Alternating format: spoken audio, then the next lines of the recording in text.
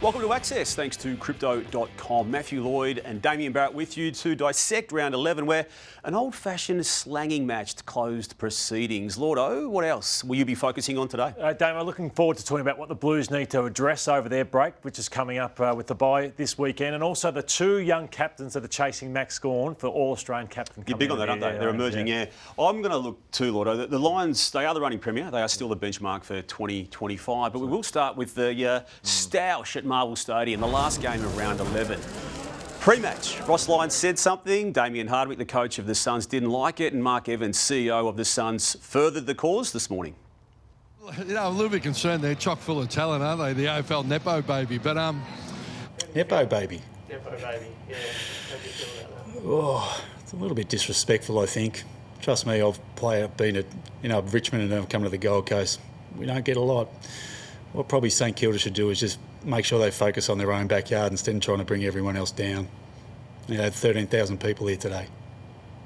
We'll just focus on Gold Coast. They should focus on themselves.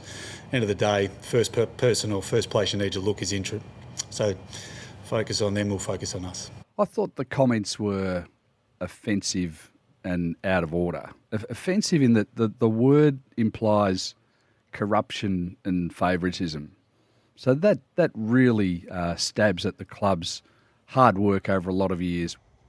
So the off-field has overtaken the on-field. The Gold Coast Suns won that match. They go to 8-2. We'll take a look at what that means in a moment. But I have no issue with what the Suns have done there, Lord. In fact, I really like the retort of Damien Hardwick and Mark Evans in following up what Ross Lyons said, because I think their points are really pertinent and valid and important, because the St Kilda Footy Club does need to look at what it's doing itself before it worries about these crusades that Andrew Bassett, the chair, and even Ross Lyon himself are driving this year. Because right now, 3 years into the Ross Lyon in charge of St Kilda Football Club, it is no better than what it was under Brett Ratton. Yeah, there's no doubt behind the scenes St Kilda will be complaining about the academies. We've heard Bassett speak about father-sons and how that's not great because St Kilda... And they're good causes to raise, but maybe raise them in a different forum and at a different time. Yeah, and I know where they'd be offended because you can be gifted... Yeah, it's great having the academies, no doubt about that. That gives them a bit of a leg up because of the quality that's come through the Gold Coast academies, but they've worked so hard. So we've seen the Suns over 15 years or whatever it is, that they've had no success whatsoever. So Damien Hardwick would be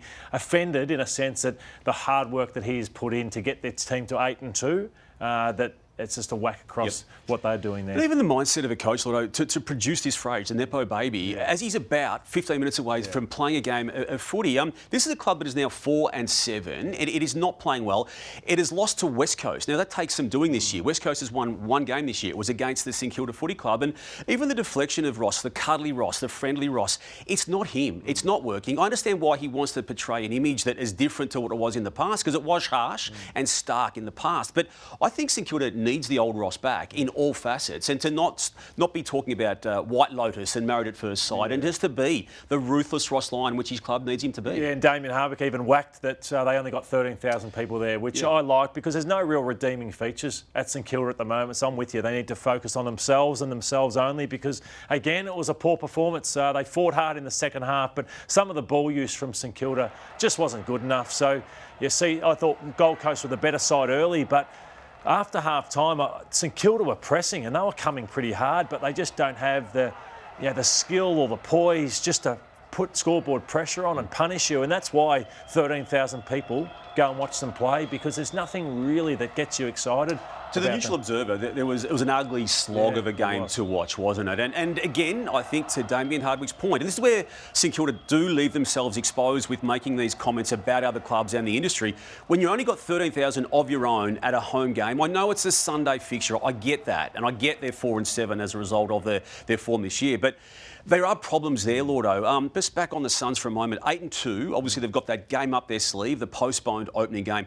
They've done enough now to believe and convince the competition they're top four. They have, because even yesterday, King has 3 possessions, kicks 2 goals, but didn't do a heap. Matty Rowell even only had a handful of possessions in the first half, so they're not reliant like they used to be on certain individuals. Yeah. Kozzie Pickett, Lordo, put on a masterclass. He could have kicked 9, 10 goals even, potentially, with what he did against the Swans yesterday. He is the best player at this football club. He is reigniting this footy club, which started 0-5 and is now 5-6. And he's playing in a way, Lordo, which blows away the opponents because he does go into the middle as well as kick goals. Yeah, one of the great individual performances of the season. 13 score involvements, 5 goals, 4, as you said. They tried Wicks, but you see Wicks here. He's just out of his depth, out of his class, and Kozzie just can do everything. So he can go inside mid. They gave him too much time and space here, and he just makes you pay. So yeah, we've always said, you and I, he's the most important player at Melbourne, and since he's come back into this team, their whole form has turned around. So that's how influential he is. And these two we're looking at here, Clayton Oliver there to Christian Petrarca, ends up with Sparrow on that moment. But they were once the most important players in this team alongside Max Gawn, but they're playing roles now that are probably more beneficial to the team with where they are currently at. Yeah, I think it was one of Petrarca's better games. He had that explosiveness back and every disposal counted. Clayton Oliver, he racked up a lot of it. And looked happy yesterday, which is what they're after. And full credit to Simon Goodwin. Yes. Damo. We're going to talk about Vossi and maybe looking to make some more changes and throw the magnets and make some hard calls. Simon's done that, hasn't he? I reckon the hardest thing to do in football, Auto, is to change dramatically in season. Yeah. You can set up the year with what you do in the off-season and the pre-season with all your planning to play a certain way. But when, in Melbourne's case, this year it got to 0-5, and they were in a world of hurt on so many levels, they maintained the connection and the love narrative that they've got. But you get to yesterday's game and you look at how stark it was in contrast to what the Swans dished up. And they're looming as a problem now under the Dean Cox coaching of the Swans, Auto. But those numbers just jump off the page, don't they? Yeah, they're playing exciting footy now. You know, they used to be dull, boring, a hard watch. And I used to say, for all the talent they've got, there's always a handbrake on at Melbourne, but the handbrake has come off and they're enjoying their football. And they're good to watch. They are great to watch, yeah. Some team that's not good to watch is Port Adelaide, Lord, and they enter the bye now going into round 12, and I'm now of the view strongly that this club as a board needs to meet and to thrash out, if it takes 2 days, thrash it out once and for all, the handover to Josh Carr. You know, and you had a different view to me, but you know my view was that until mathematically it was impossible for them to make finals, that Ken deserved to stay there. I've now got a different view. This game on the weekend against Fremantle, it resulted in a 49-point loss. But you add that to other drubbings from Geelong, Western Bulldogs and Collingwood, and they are getting blown away in the second halves of these matches. The messaging to me right now is very clear. It is not working, and you may as well use this round 12 bye to reset and start the Carr era right now. Yeah, it'll be a fascinating week or so to see what they decide to do at Port Adelaide. I presume they'll go on with Ken Hinkley, but they've just got to do what's best for them. What's best for their club. Ken's been enormous for them. He's been a stalwart. He's nearly taken them to the ultimate without getting them to a grand final. But they've just got to do what's best for, you know, players who want to stay there. You know, what's going to attract players next year. What's going to help Josh Carr, the new coach, more so than just honouring what they said they'd do at the start of the year. So in those 4 matches, I read it off before, Lotto, after half-time, they've conceded 70 scoring shots to their own 24. Yeah. That, to me, is enough to have a proper reset. And if you choose to, as a board, to reset and say, we're going to continue the course with Ken Hinkley, make it public and say that all narrative's finished. Lotto, another club in trouble too, and it too enters the bye, is Carlton. They were poor against GWS on the weekend, a game that they simply had to win and finished the round 4 and 7. Yeah, they just lack any composure, class, and you're just not sure what their weapon of strength is. So it used to be the midfield group that we spoke of, that they used to just bully you out of it, but teams just don't give them that anymore. Everything's a grind. It's hard work. You know, Jacob Wiedering had one of his poorest games on the weekend, and then once that happens, their defence fell apart. So, yeah, it's just... And we're going to talk about Charlie Curnow. I don't think he fights through when things are getting difficult for him. So they've got issues everywhere. As I said, their list has holes. And this is Charlie Cameron, sorry.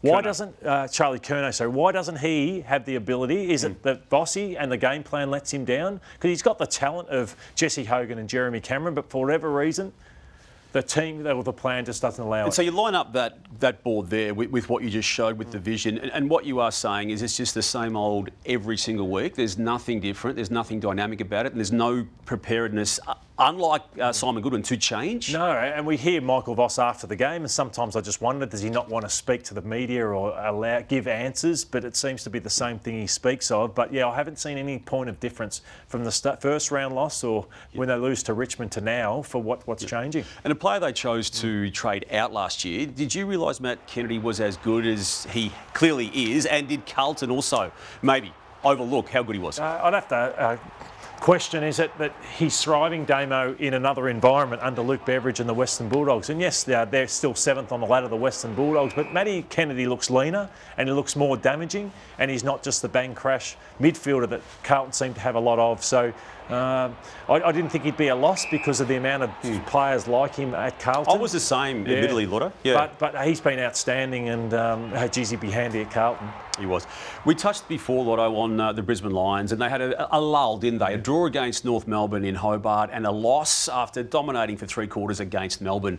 You forgive them that because they turned it on against Hawthorn, and their best, now that their forward line is back fit and functioning, it's still as dangerous, even without Joe Daniher, as anyone. Yeah, I was critical of them in the first 6 weeks, the way they were winning, coming back from behind, but now they seem to be playing much, much better footy, and the ball movement still, to me, is the scariest proposition in football. So look at the scores, they're level at this stage, and their ability in the space of 10 minutes just to go bang, bang, bang. And it's not just about Charlie Cameron, who did light up the MCG through this period. He did. Three in 3 minutes. He did, but you've got like the Ashcroft boys, and look at this, like McCluggage is in unbelievable form. We both love Dunkley. Yep. You've got Bailey, you've got Rayner. Zorko's still setting everything up. Jasper Fletcher is playing the best footy Rayner, quiet at stages, but still finishing goals like this. Yeah, and then you've got Archie, who's just a heart and soul player. So Dane Zorko, we just see what sort of footy he's playing.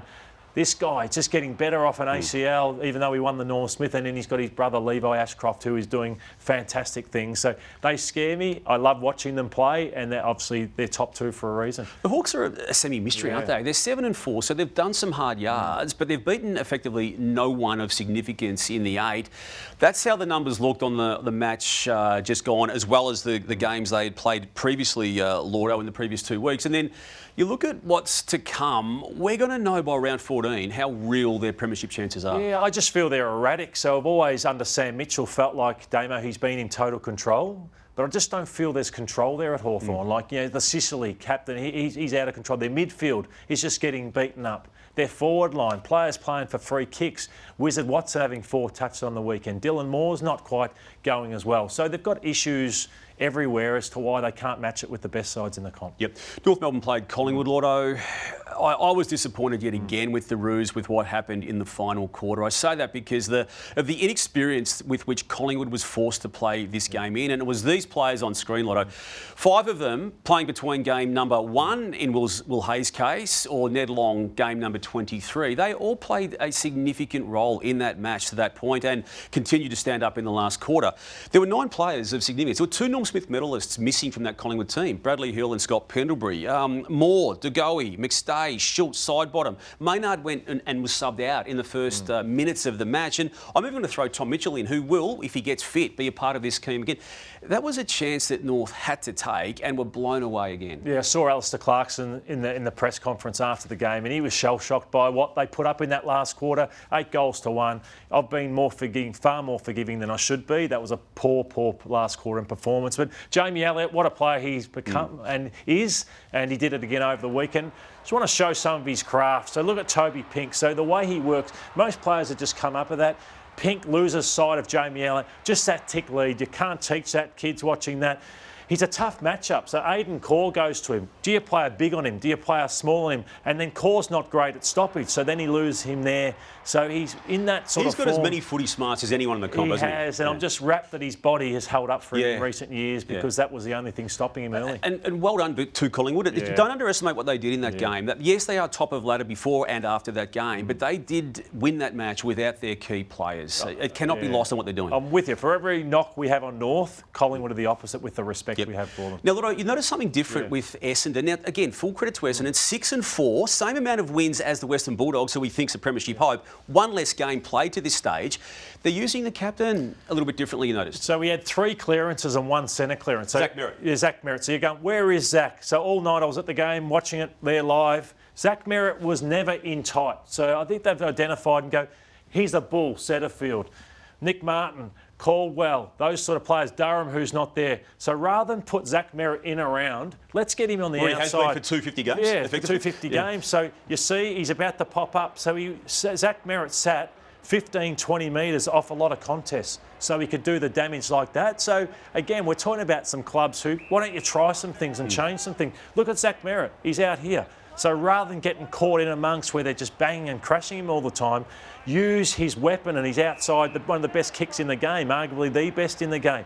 So I just thought it was something different that I hadn't seen from Zach Merrett, and well done to Brad Scott for trying that, because as the game wore on, the class of Zach Merrett took over against Richmond. It's a really good pickup, as was the form of Angus Clark in his debut match of football. Lotto, he was explosive, and he ultimately set this match up with 3 goals in the match, but the way he played was also vibrant. Well, Ollie Dempsey plays very different to every other winger in the game, and I saw this from Angus Clark in his first game. He was spoken about as being a defender, but he played on the wing and he got out the back of Hugo Ralphsmith 3 times to create goals, a lot like Dempsey does for Geelong. So unbelievable debut. I had him in my best 4 players on the ground in his debut game. So some exciting signs, and what a joy for his family who were there watching. Yep.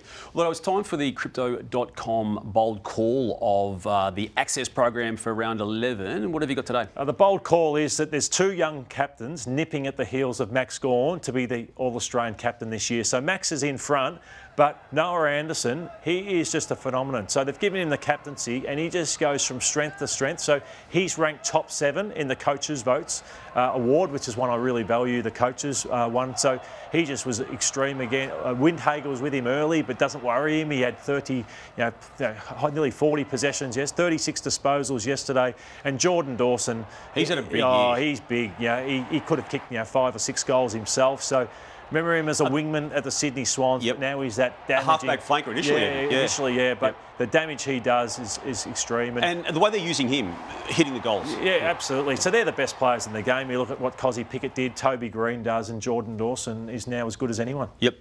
All right, we always learn out of a round of footy. In round 11, what have you got? They're top 4 bound, the Adelaide Crows. So they have the talent, chock full of talent. So they just got to continue on this path. They set themselves up to be deep into September. West Coast, I know you won last week under trying circumstances, but that second half against Adelaide was unacceptable. You can't cough goals up as much as that. And Richmond, they had 3 first-year players in their forward line over the weekend, and they put up a good fight for 3 quarters, so they are on the right track. And the last one, for me, is the Western Bulldogs. They're sitting 7th, so as much as we pump them up, there's no more margin for error in the back half of this season. 6 and 5, there is for the Cats, Lordo. They're 7 and 4 and beat the Bulldogs on Thursday night in one of the games of the year. But have a look at what they've now got remaining in the run home to what is going to be an inevitable another finals berth. And there's only one team beyond round 16 that is currently placed in the 8. Now, I know they get themselves up for the big games anyway, but that is a beautiful fixture to have. Now they've already got to 7 and 4.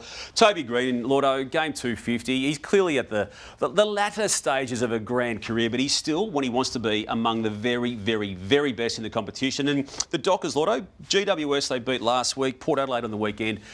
Finally, with some attacking game style, we're going to get to see what it looks like under some real pressure against the Gold Coast next Saturday night. I don't know who I'm going to tip in that. Yeah, I think they're finding their right place where they are on the ladder. They are a top 8 side and are playing good footy now.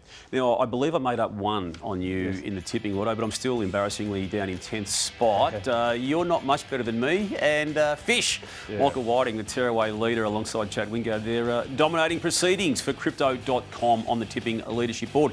Thank you for watching Access. We'll be back next Monday.